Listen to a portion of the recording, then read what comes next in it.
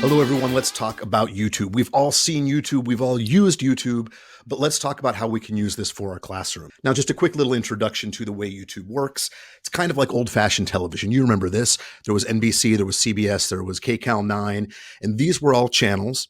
And those channels could play their own individual content, the stuff that they created, usually news, some local reports, but they could also syndicate stuff from other creators. And that's what we can do here on YouTube. This is great for your students. If you're recording videos, if you're flipping your lessons, the students can have access to your work, but you can also create playlists that include content made by other people that's part of your playlist too. So you've got a huge, rich collection of great resources at your fingertips all on your YouTube page. So let's talk about this. I've found some TED Talks. So I'm going to click on this one and I'm going to pause it right here just so we can get a quick understanding of the way this works. But down below, we can see how many views, when this was posted.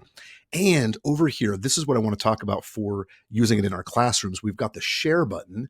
This is how we get the URL. You can copy this. It's exactly the same as the URL at the top of your page, but there's one other cool feature right here.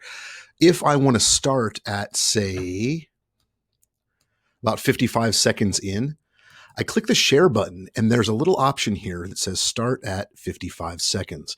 So now when I copy this, you see the URL changes T equals 55. If I want it to start at a certain section, I can share this link with my students and it starts a little bit deeper into the video. Copy this, put it in an email, put it in Google Classroom, and your students can have access to it. Another way to use this in our classroom is the save button. Now you can save this just as maybe a watch later. Oh, this is a good one. I found this one. I'm not going to spend any time. I'm in my collection phase. Watch later, watch later, watch later. But I can also add these to a playlist. Click Create Playlist. I'm going to call this TED Talks. And this is going to be a public playlist. This is currently in my TED Talks video. If I find another one on the side, I'm going to add this one. I click Save, put it on my TED Talks. All right, now back here on our YouTube homepage, over here on the left side, I've got my library, my history, my videos that I've created. I've got my playlists here too, and you can see my TED Talks right there. If I click on my TED Talks playlist, I have 2 TED Talks here. If I want to share this with my students, click on the little share button right there. And now I can copy this and share the URL to my playlist. So now when kids click on this, they see all of the videos that support a certain topic. All right, now what happens if I want to add something that I've created? I've recorded a lesson, maybe a Screencastify, and I want to put this on YouTube.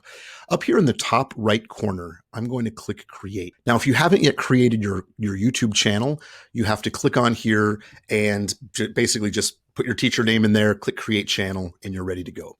Many of us have already created our channel, but if you haven't yet, it's there and it only takes 1 click. But I'm going to click Create right here. I'm going to upload my video and I'm going to select the file and I'm going to upload a Zoom that I recently created, Zoom 0.mp4. It takes just a few moments to upload a short video. If you have a longer video, a 40-minute lesson, a 50-minute lesson, this might take 10 or 15 minutes. But right here, I'm not going to call it Zoom 0. I'm going to call it Demo Lesson. I could put some details. In this lesson, I talk about blah, blah, blah, blah, blah. And I'm going to put it maybe in my TED Talks playlist because this fits with some of the TED Talks that we've been talking about in class. Maybe this is instructions for students to create their own TED Talks. I'm going to click Done.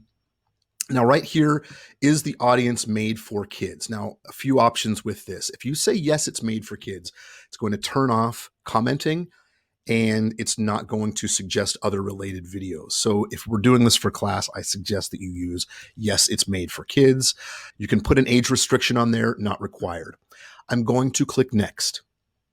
I'm going to skip this for now. When we talk about this later, we'll talk about how to add cards and video elements, but we're going to skip this for now. And I'm going to save or publish right now. I can make this private. Only me can watch this video. Only I can watch this video, or I can invite certain people to do this. Unlisted is kind of like an unlisted telephone number, which means that it's out there. If someone has the URL or they click on the link, they can get to the video, which they couldn't with a private video, but they can click on it, they can get there. But if you're just searching on YouTube for TED Talk videos, my video doesn't pop up. Third option is public. If you're making this and you don't mind the world to see, and maybe some other students learn something from you, make it public. Probably most of us are going to choose unlisted, and that's fine. But private, realize that puts a lot more restrictions on it. So we recommend using unlisted. I'm going to click save. And once this is done processing, I can edit any details. I can look at how many people have been viewing my video. I can read any comments, and I can view it on YouTube.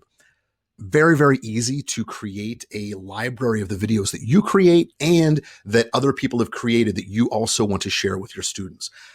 Tune in more later as we talk more about YouTube, but this is one tool that maybe we haven't been using yet that is excellent and really great for your classroom.